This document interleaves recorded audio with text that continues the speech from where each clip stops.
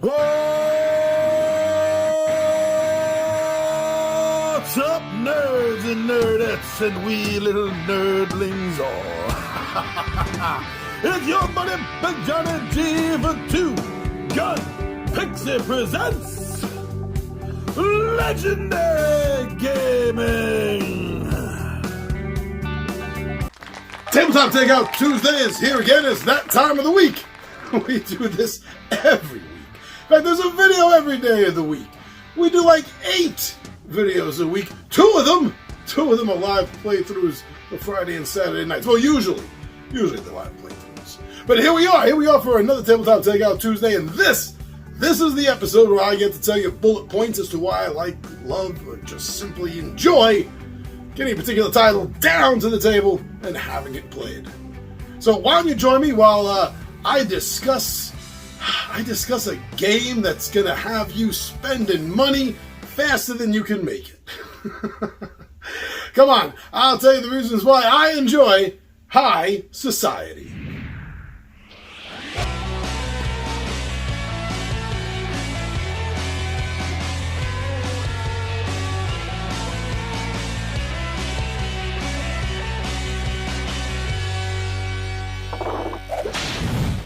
High society. This may be one of the most decadent, selfish, self-centered, shallow games since Monopoly. No, really, I mean that. The concept of this game is one of the things that I like about it. It's silly, but sad at the same time because it's realistic. See, it's sad, but I'm still laughing over it. And this is the idea of that rich, bon vivant, generational money heir kind of attitude, where you and the other players have a ridiculous amount of money, and it's your job to be the most decadent, literally. What you buy, what you wear, where you go, what you buy. It has to be the best and most decadent. That's what this game is about. It's a sad statement in society, but it's hysterically true. And I do. First and foremost, I got to say that the story, so to speak, behind the game, the theme behind the game, is really enjoyable. It's fun. You're going to enjoy it, I think, based on that alone. But there's so many other reasons to enjoy this game.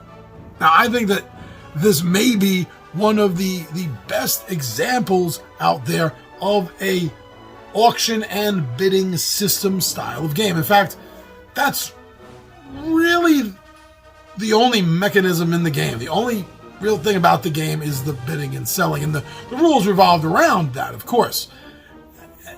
And it does it in such a way that you would think that it would make the game nothing more than a one-trick pony.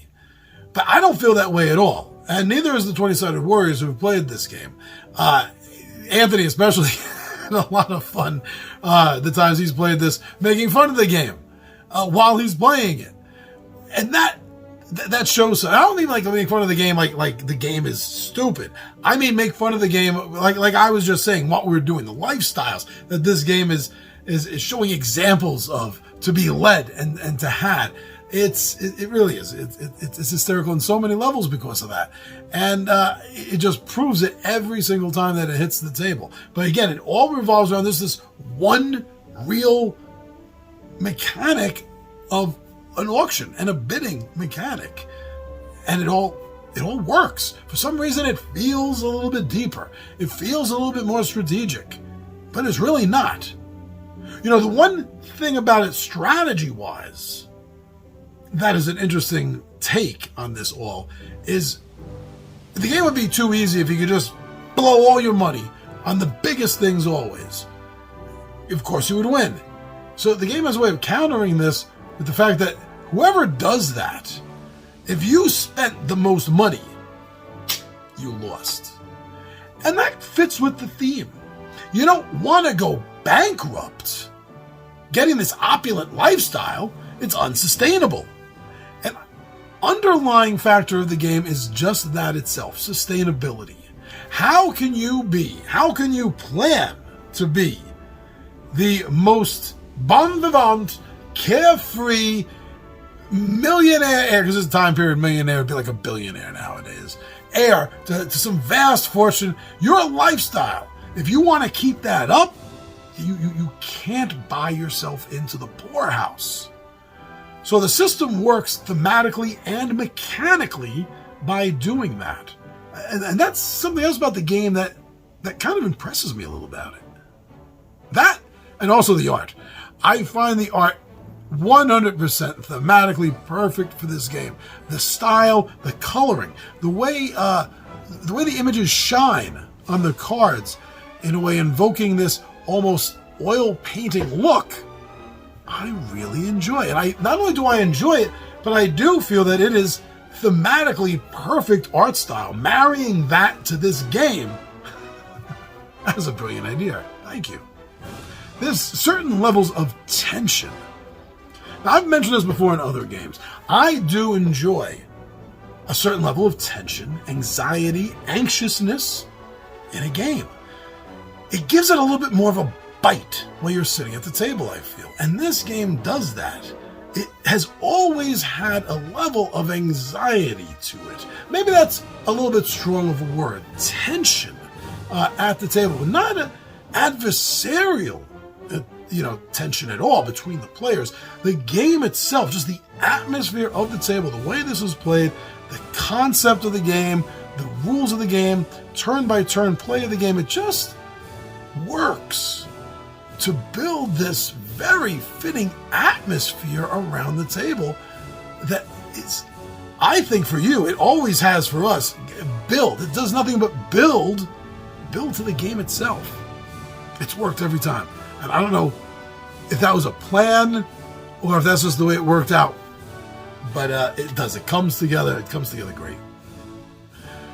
This is the kind of game that you get to the table and you don't feel like you've played it before. I mean, you remember playing the past games. It doesn't erase your memory. No. What I mean is the replayability of this game. Every time you get it to the table, there's absolutely nothing about the previous games that you've played that's going to affect any way, shape, or form this game. Even your strategy probably isn't going to be affected whatsoever. It does feel like a clean, fresh take every time you and your gang sit down at the table to play this. And not just like you and your gaming gang. I think this is a good family game. I think this is a good game to bring to the table for a family game night, introduce to the family. And I also think this is a fairly good sort of introductory gateway game to other auction type games. Because that's all this is.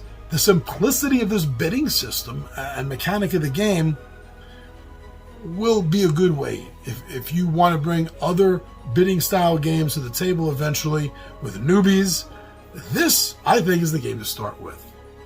So those are the reasons why I've been getting excited and loving it whenever this game hits the table. And honestly, it's been far too long. And I think I got to tell the guys that it's time High Society hits my table again. But go watch some playthroughs. Don't take my word or any other influencer's word.